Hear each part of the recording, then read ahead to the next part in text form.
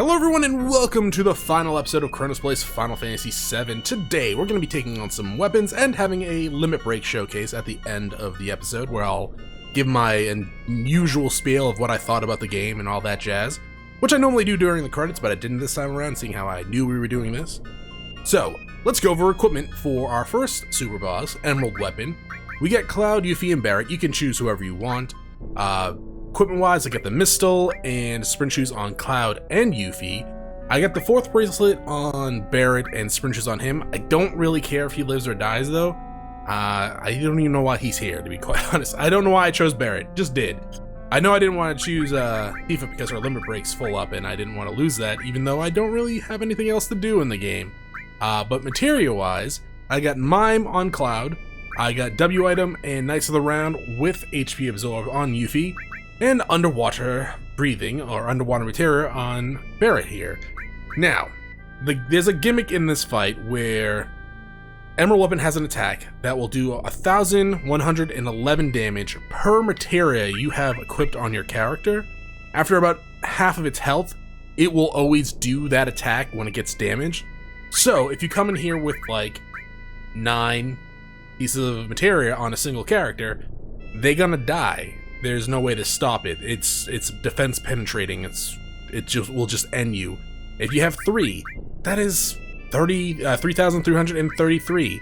With the other attacks, that would also kill you for the most part. So yeah, that is why we have 1 on Cloud here. We should have enough HP to live through this. Now, in addition to all of that, you want to have at least 2 hero drinks. You can get 1 normally during the playthrough in a map, and 2 in the final dungeon, if you choose the right locations. So yeah, right now I have 3. The only other way to get these is to either win them from the Chocobo race or do the W item dupe trick, which I might go over in this one as well. It's not that hard to do. It's pretty much you select an item, then you select another item, and then you cancel it, and it will give you a bunch of the first ones. So yeah. Alright, let's go ahead and find Emerald Weapon. Also, another thing you want to do is select these hero drinks and then put them right at the top of this list. Oh wow, he actually showed up on the first dive down. Normally this dude can either not appear at all, be over near one of the submarines, or just not be here at all, like he just went on vacation.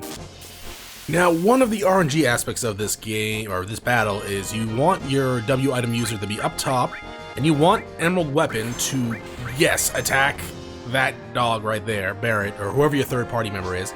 Now, you want to be able to survive the next attack to get Yuffie to go off and do summon with Knights of the Round. Please. Okay, come on. There we go. So now, we are waiting for... Oh, thank God. Okay. Now you can mime. So now, what's gonna happen is, we're gonna watch the Knights of the Round summon animation, because we actually haven't seen it at all. I don't think I've shown it off at all yet. But we're gonna let it play out. It's actually a fairly long summon. Now, with the hero drinks, there's 4 of them applied to Cloud. I almost called him Chronos. To Cloud, he should be able to take even like an emerald laser to the face. But more importantly, if you check out Yuffie's damage here, it's pretty good damage, right? It's not bad. It's 5,000 a shot, and there's like 13 attacks. That's pretty good. With the 4 hero drinks on Cloud, he's gonna be doing, if not cap damage, he's gonna be really close to it. And we're just gonna be miming that away. And because the Knights of the Round materia is linked to HP Absorb, he shouldn't die. There's always a chance that the game just like, you know what? Nah. Here's some range damage for you. Though I think the amount of HP I have right now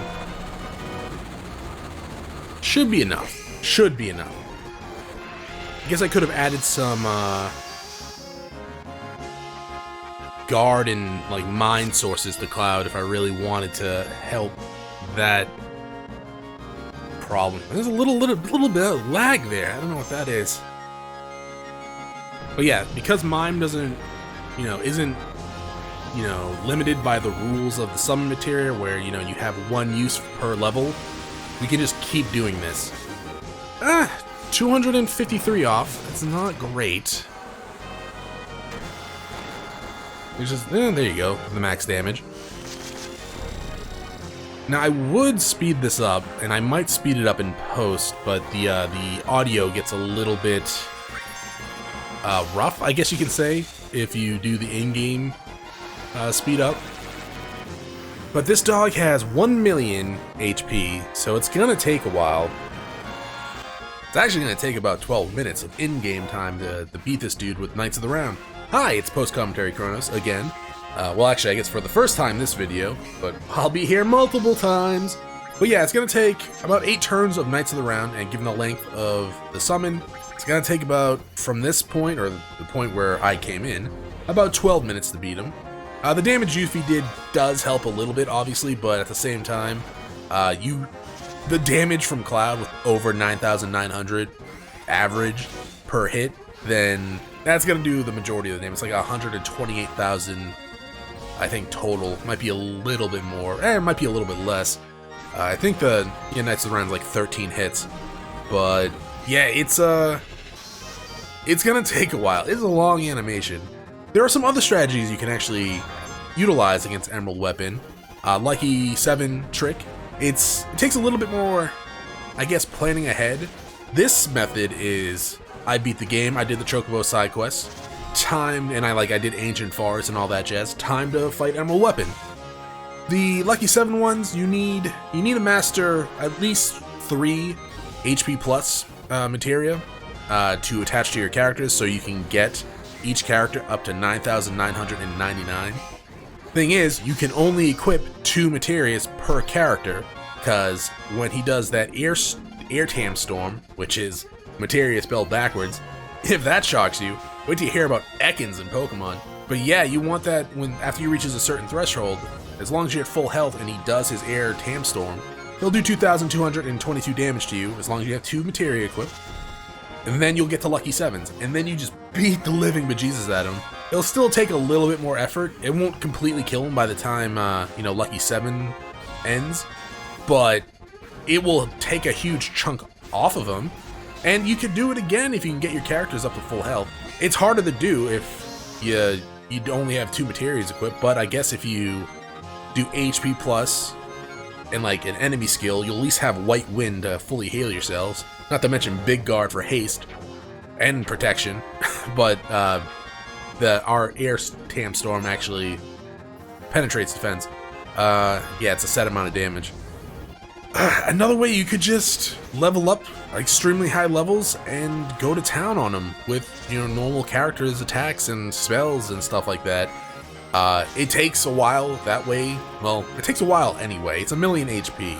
And when you're capped out at 9,999, it takes a while. It's not like today's games where you can fight an enemy with, like 50 million HP and kill him in like 5 minutes, because you do about 100,000 damage in like your turn.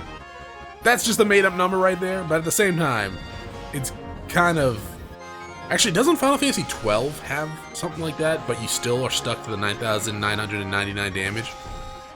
Yeah, I remember there was a super boss that I was told about when I played that game, and I looked up to see what it would how much grinding I'd have to do. I'm like, I'm not doing that.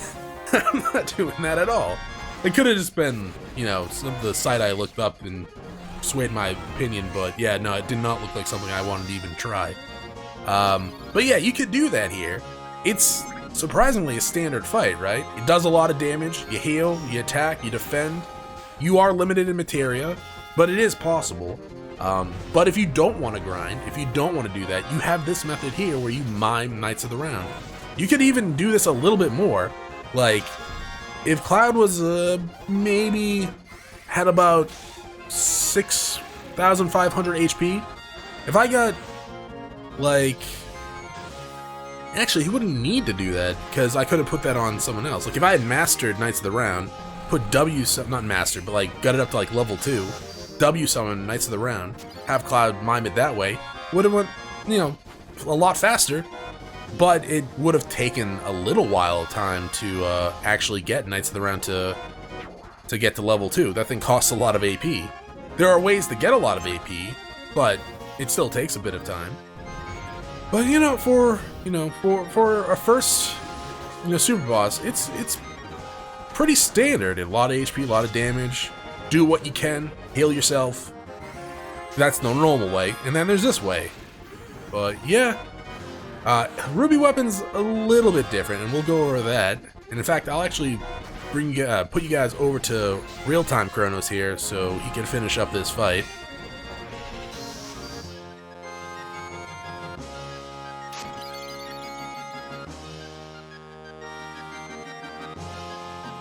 Oh, hey, that was actually faster than I thought it would be. Alright, one down, one to go. Now, yeah, it can be a long fight. These things have a ton of HP. Emerald Eviscerator, yeah. Well, it's gonna be 2 levels, I think. Oh, no, just 1. Hey, Earth Harp. If you recognize that name, that's because we saw the old man earlier in Kalm that was like, I want an Earth Harp before I die. I'm like, alright, weirdo. Going from this battle to Ruby battle is actually pretty much recommended. One, you don't have to do any additional setup with getting your party killed, because that is one of the, not requirements, but almost requirements for the upcoming Ruby fight, is to go into the battle with just one character, and it's usually Cloud, because he is just the best.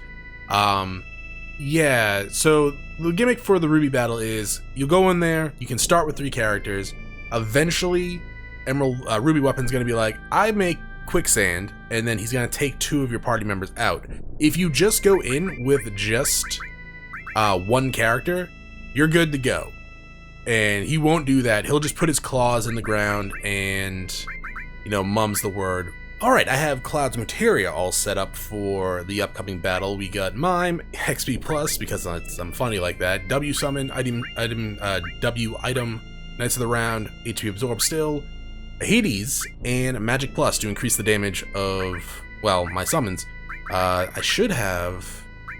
Yeah, that should totally be enough. Now, additionally, we want to come over here and put on a ribbon, because if we get hit by some of these attacks, they might go ahead and just put a bunch of, status on us, like Frog, or I think Mini and Confusion and stuff like that, too.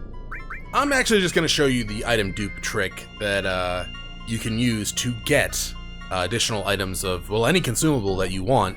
These even ways to get, sources to be duped, though that requires, frame perfect clicking and switching between items. So yeah, in here, we get some lovely, well, I don't even know what the hell these things are. But come down here, so the first things first, we want to do Hero Drink on yourself. Then, sure, Ether? Nah. Ether? No. Kind of want all the ethers, right? As you can see, it's extremely simple. And extremely broken, too. You could do this with, I don't know, elixirs, mega elixirs, anything that sells for a lot of money you could do and get, max money if you really wanted to. That is an achievement, which it might be worth doing. I don't really know. I'm not really an achievement hunter type of guy, but at the same time, if you want max money, this is probably the easiest way to do it. Now, I'm just gonna run, yeah, because I don't want to use my Omni Slash against them. Though, this would give me an extra turn. No, that will mess up my plans. Now, in order to find Ruby Weapon, you go over to the gold saucer. You can see this little red thing just dangling out of the sand like that. Isn't it adorable? Boop. Okay, it's not that adorable anymore. Actually quite ugly. So, kind of RNG a little bit too, given our low-leveledness here. We want to get 2 hero drinks on us as soon as possible, and then we want to summon Hades and then Knights of the Round. Thankfully, Ruby Weapon here is, god damn it, Ruby Weapon, is actually susceptible to paralysis. It's actually one of the only ways you can actually, damage him, because, he has an immense defense. In order to get through that defense, you need to penetrate it with the paralysis stuff. Ruby Flame might hurt. Still good, baby. Okay, so hurry up, Hades and Knights. God damn it. We should have enough. I think it's only going to cost us 400. Yeah, it's only going to cost us 400. And with the HP absorb from Knights of the Round, we should be fine. But yeah, it's kind of interesting that they give this guy susceptibility to a status ailment, right? An easily exploitable status ailment. And not Emerald. I mean, Emerald has its own way of being dealt with. Generally speaking, Emerald weapon is actually extremely, well, I wouldn't say easy, but a way more on the easier side than, say, Ruby weapon here. Because Ruby weapon, I don't know, aside from this method and the overflow weapons method, which I've never tried, I don't know of any other way to actually beat him, aside from cheating. Just Hades and Knights of the Round with a boost to your magic. You can't do that with Emerald because of his Materia Storm, or whatever the hell it's called. It's Materia spelled backwards. I'm sure I made an Ekans joke already. Yeah, with Ruby you can do that. You can't do that with Emerald, but at the same time, you have to exploit his paralysis weakness. There might be another way that I just don't know. It's probably something simple too. But yeah, I only know of the overflow method and this method of defeating Ruby. But yeah, it's pretty much the reason you want the ribbon is one of the claws behind it will go ahead and hit you once in a while, and it inflicts a lot of damage for one, and then it like inflicts, I know it does frog, and I think it does confusion as well. It's not like bad breath levels of bad. It's super annoying, right? Okay, so now that we have one Knights of the Round off, we want to mime instantly, pretty much, to get the second one going. Then after the second one, we want to stop and wait for him to pretty much become good. Am I going to fast forward in game, or am I going to do this rest of the fast forward outside post commentary, kind of like I did with Emerald? I don't know. I know for a fact that it messed up Emerald's audio because, like, the dude killed me a few times. And I fast forward. Well, okay, he killed, like, the W summon person first, like, a lot. And every once in a while he'd kill, like, Cloud. But then I would just be like, okay, just fast forward, we'll start over, because there's no instant reset on this. You either have to close out to the PSN dashboard, or you just wait for a game over. So I just waited for a game over, baby. Usually happened really fast. But during that time, I would fast forward with the in-game, turbo speed, and you'd hear some pretty nasty sounds. Now, this dog doesn't have really too many attacks that could make that noise. It's got like Emerald Fire, Emerald Beam. I get the claw attacks. He has Ultima, which could probably sound pretty bad. But aside from that, there's really not much else to the fight. Just keep miming away when it's appropriate to just kill him. He has 800,000 health. He, is gonna go down faster than Emerald weapon. I think about like 2 turns less, give or take. Well, it'll probably actually have to be 7, right? Because you really can't do 6.12 or whatever the calculator told me. Amount of turns with Knights of the Round.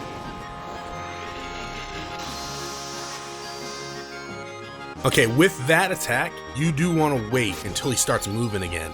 You want to do 2 mimes and then wait until he starts moving. Once Ruby starts moving, it's safe to actually attack again. Because if you hit him with Knights of the Round when he's not paralyzed, he will counter with Ultima, and he will kill you like hardcore. So you want to mime when he's moving. Then you can do, another one after it, wait until he moves again, etc., and then you'll be good to go. And now it's time for more post-commentary Chronos. Hi again. I know, 2 in 1 episodes. Oh, but wait, there is more.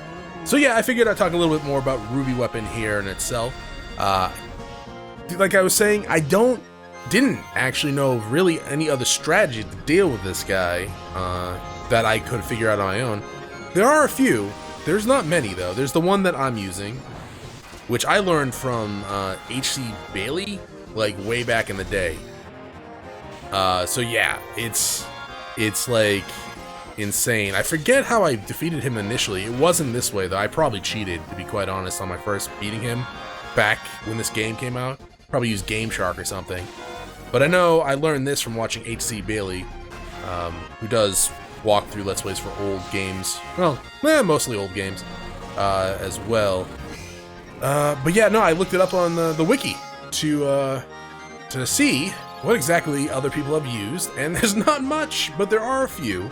Apparently, you can get the item Dazer, which inflicts paralysis, that you can use on, Ruby Weapon, which will put him, make him paralyzed, and then you can just beat the crap out of him with either, Knights of the Round or with regular attacks.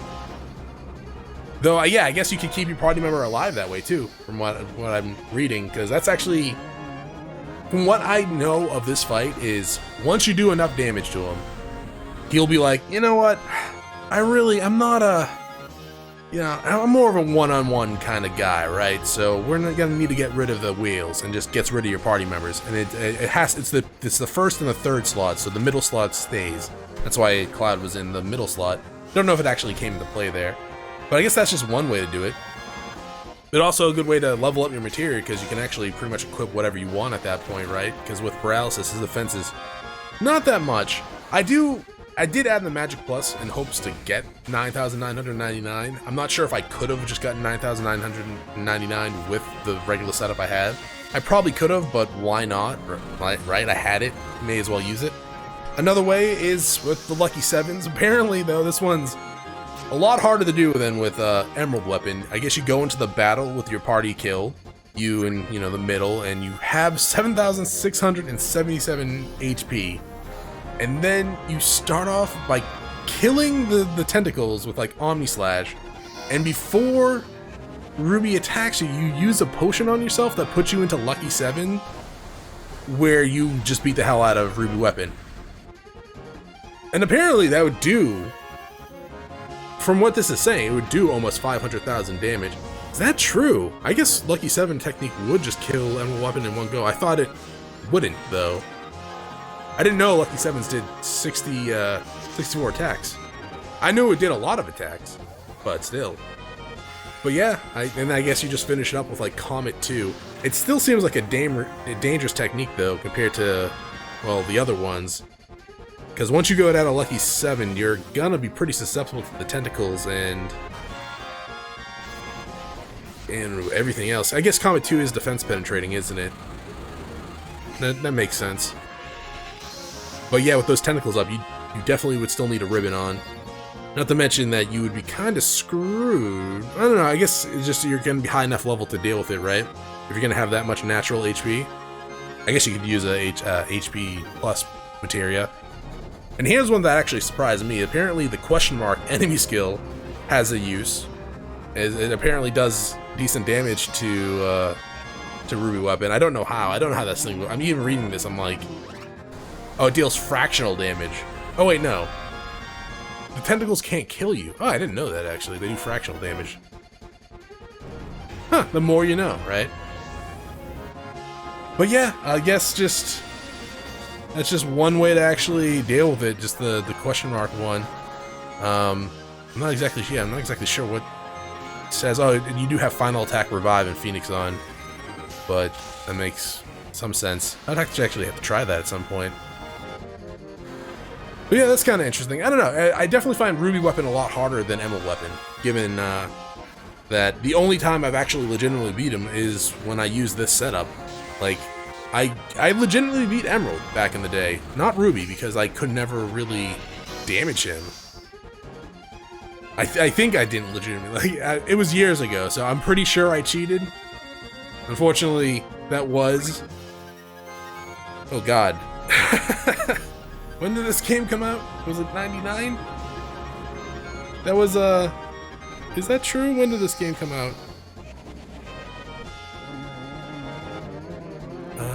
No, I don't want the remake release date. I know when that is. Of course, you're just... Oh, it was 1997. Okay. Yeah, yeah, that's a while ago. That was 22 years ago. I don't exactly remember. You can't blame me on that one. It was 22 goddamn years ago.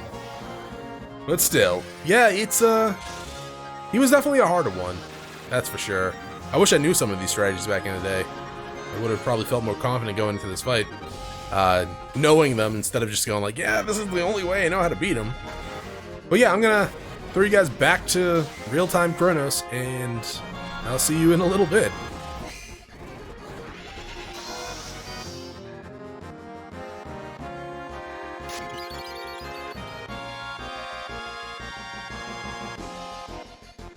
Hey, there we go.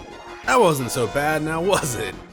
Yeah, I think like Emerald fighting him like without this sort of way, Ruby Render, without like, you know, Knights of the Round, it's definitely a lot more doable than Ruby, that's for sure. Ruby requires a lot of extra work, it seems like.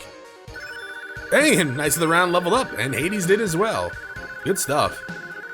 Now that we have defeated level 69, good stuff, and Desert Rose, that's another thing that we needed. Let's go and give these treasures to the old man at Kalm so he can, I guess, die? Is that what he wanted? He wanted these things before he died? Something like that? I don't know. He's a weird dude. I try not to talk to him at all. At the same time, if he wants this stuff, he can have this stuff. There's Kalm. We'll go ahead and leave Barrett and Yuffie sleeping on the airship. Now, you... I've already forgotten. Over here? Was it over here? It was! Alright. Hey, dog. I got just the thing for you. That's right. It's an Earth Harp. And you're gonna give me Master Materia? Where the hell did you even get this stuff? It can only be produced by huge materia that I have floating in Cosmo Canyon. I mean, sure. But yeah, if you don't want to grind out all the required materia for Master Materia, here you go. You just have to beat Emerald Weapon to get the Master Materia that you need. A Transcendent Convoker, not Provoker. And for the Desert Rose, he's gonna give us a Chocobo? Yeah, sure. Like a new Chocobo that we don't have, right? No? Just the golden Chocobo? Alright, sure. I guess it's time to go on a journey for the souls of my departed friends. Alright. Try not to die. And we gotta save the world. In like in the alternate timeline I already did. Hey man, what up? Alright, since we named our gold Chocobo Goku, you can be Gohan. I'm clever. Alright, let's go ahead and do the showcase for limit breaks. We're going to start with Cloud here. And while we watch the limit breaks, post-commentary Chronos is going to give you his thoughts on the game, kind of like mixing in what I thought of the game when it first came out, and, well, now, how I thought of it during the Let's Play. So yeah, I mean, when it first came out, graphically this game was better than most other games that were coming out. Even the blocky character models, they looked weird, sure, especially when you go from that to like a cutscene, or like a 3D model cutscene, or like the battles. Yeah, they're like, oh right, these guys aren't actually block creatures, they're actually humanoid people that look human. In battle anyways, and in full motion, you know, cutscene.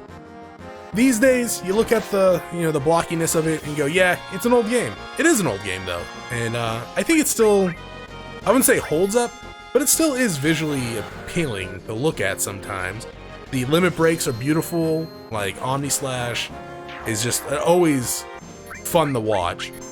There's like, you know, Finishing Touch, Meteor Rain, Barrett's Catastrophe. A lot of those things are just, you know, beautiful animations. Yeah, you can see their age, but at the same time, they're old. I mean, sure, you can just hold it against it at the same time. They're not bad. They're not great, not anymore. Back in the day they were, but I wouldn't even say back in the day they were great. I would say they were really good back in the day. Though, there wasn't much else like it back in the day either. I mean, compared to like, you know, the first Wild Arms, their blocky model graphics also, they haven't really aged too well in my opinion. Is it still, you know, visually appealing? In some cases, yeah. But yeah, I mean, we've advanced so far graphically that you can't really hold the candle to it, right? Like, and then you're just kind of like trying to just punch down at that point. But to each their own. Musically, still holds up, still beautiful music. There's Final Fantasy series always has great music. I don't think I've ever played a Final Fantasy game where I was like, man, this music is bad. Some sound effects, sure, can be pretty bad, but the music itself is generally pretty good. Yeah, some of the spell sound effects in this game aren't fun to listen to, but at least through a headset. Though, for the most part, they're fine. Yuffie's animation here is a little bit of a... It's little poppy for my... Like, it's... I guess poppy's not the best word, but it's... I guess it is popping, right? She's going from character to character and fighting. It kind of looks weird, but at the same time, it's not too bad. I was on the sound. I don't know why I went back to animation there for a second. Probably because I was looking at the screen going, oh, it kind of looks weird. But at the same time, musically, fantastic game. Story, I mean, translations, there have been some corrections through each port. The first translation for the game, you know, is well known to have been kind of rushed and not all that great, to be fair. That was a common trend with Final Fantasy games back in the day. Final Fantasy 2 and 3 have the same, well, 4 and 6 have the same complaints against them, where their translations were pretty, I wouldn't say bad, because there's a lot of nostalgia and enjoyment from those games that I've gotten. They weren't as accurate as they could be. There you go. That's a nice way of putting it. There was I think it was Kotaku or something like that. They were doing a series where they were comparing the Japanese version with the... I think it was Kotaku. It could have just been someone that worked at Kotaku. I don't know. I remember seeing the videos like, oh, this is actually really interesting. Because they were going through like text box to text box. I'm not even sure. I don't even think they ever finished. I don't know. They just stopped appearing after a while. But yeah, no, they were just going through text box to text box and just going through the translation and comparing it to the English one. And it was really interesting to see, because some of the times they were really like dead on. Sometimes they were actually literal translations. That's why they made no sense. Because if you do literal from Japanese to English, sometimes it just makes no goddamn sense. But in other times they were just either adjusting things or they just didn't understand what the Japanese version meant. So it's kind of interesting. Though in the whole story, like, of itself, it's good. It's really good. I know this is a lot of people's favorite Final Fantasy game, and you know, I can't really argue with it. I mean, it's not my favorite Final Fantasy game. I definitely probably almost certainly give that the 4, but that also, you know, is due to nostalgia and just how the story resonated with me as I played it. At the same time, yeah, this was, I think it might still be the highest selling Final Fantasy game ever. And there is a reason why they're remaking it, because people would not stop asking for it. So the story definitely connected with a lot of people at some places, and it left a huge impact on people. So even if the translations were kind of all over the place, maybe, they still did their job at getting the audience going, right? And that's what they should be doing as writers and as a video game as itself. They should be finding a way to either connect with the audience or entertain the audience in some form or another, and they succeeded. Even, you know, despite some, you know, bugs that were in the game, like magic defense not working.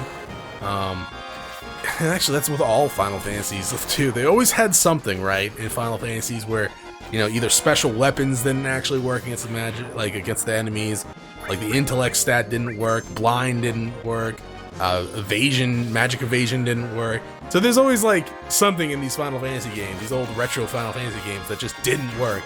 But we loved it for the most part. We might not even known that it was a problem, but we still loved the game. Yeah, I mean, the story in itself, it's kind of unique. It follows a couple of tropes, right? You know, a big world hero of the world type deal falls, then seeks out to cause, you know, chaos and destruction. then the group of heroes rise up to stop him. Though there was a lot of plot twists in it, with you know, Cloud actually not being a. If you heard that chocobo, that was my ringtone. You know, Cloud not actually being the person he said he was. He wasn't a first-class soldier. That was actually his friend Zack that we get to learn about. There was, you know, the Sephiroth you were chasing wasn't actually Sephiroth. It was actually Genova that was taking the form of Sephiroth to lure you guys to the Northern Crater. The you know, the Shinra organization just being an evil corporate evil corporate people that, generally speaking, it is a common trope in a video game, but at the same time, they were fun to deal with. The Turks, you know, Reno did some pretty bad stuff early in the game with the whole crushing of the pillar, but also throughout the game, you kind of like have this weird rivalry where even at the end, where you face them finally, you're like, we don't actually want to fight each other. Like, we have this weird mutual respect. I wouldn't call it friendship, but at the same time, it's like they've helped us, we helped them at some point, and they just, you know, they know Shinra's done and they don't really want to fight. That's why it's on you as the player to be like, okay, let's fight. And even when you fight, like, Elena waves to you as she runs away, like, bye. Like, it's kind of weird, but also nice in some sort of way, that even though you guys were enemies for the most of the game, at the end of it, you weren't really enemies. Though you might have not have been, like, friends, right? And there's a whole Final Fantasy universe here that, like, expands that I'm not even gonna really talk about, too, because if you start adding, like, the other games canon into this, then it can get a little bit fuzzy. Like, I brought up Crisis Core the other episode, where I was like, how are they gonna cover that in the remake? And they're probably not, right? They're probably just gonna maybe ignore it, or maybe they will. Maybe it'll just be an offhand comment, like, you know, since the death of Sephiroth, they're letting in more first-class soldiers or something like that. Because yeah, in like Crisis Core, there was only 4 first-class soldiers, and there might have been more. There might be like some, you know, Final Fantasy encyclopedia that was released in Japan only that explains that all the first-class soldiers. I don't know, but at least from my memory, there was only 4. And they were all well known by the populace and, you know, by Shinra, so it's kind of weird that you have Cloud going around saying that he's a first-class soldier, when he's not, clearly. And they would probably know that, like, immediately. Like, yeah, this is fake soldier dude. Yeah, he has the Mako eyes, so clearly he was soldier, right? But he wasn't a first-class soldier, maybe. But even then, we know he wasn't actually a soldier. He was actually just tested on by Hojo and them in the Shinra Mansion. It was the same process of soldier, just with, I think, Sephiroth cells and Genova cells, which is why it had, like, no effect on Zack, because he was already a soldier. But it messed Cloud up, like, horribly, because he wasn't strong enough for it. Let's see, what else? Gameplay. You know, turn-based, well, not even turn-based, but it's, you know, an RPG type deal. If you played Final Fantasy 4, 5, 6, you kind of know what you're getting into. Materia system was really neat, though it does lend to the, well, I don't really care about, you know, this aspect, but it does lend into the fact that you don't really have to use most of your party. Anyone can do anything at this point. Which, you know, is fine to, if that's your stance on it. I don't really mind too much. It's kind of like Final Fantasy, like, 5, right? You know, anyone can do anything, and that's fine, in my opinion. I thought it was fine anyways. But you can limit people like I did. Like, I had a healer, I had a physical attacker, and I had, like, a caster, for most of the game anyways. Until the very end, where I was like, okay, let's just do physical attacks, because it's just better. I think that's all I want to talk about, in terms of the game. I think I do, and this is gonna be it for Final Fantasy VII. Thank you for watching. If you enjoyed the episode, press the like button, and I will see you in the future series.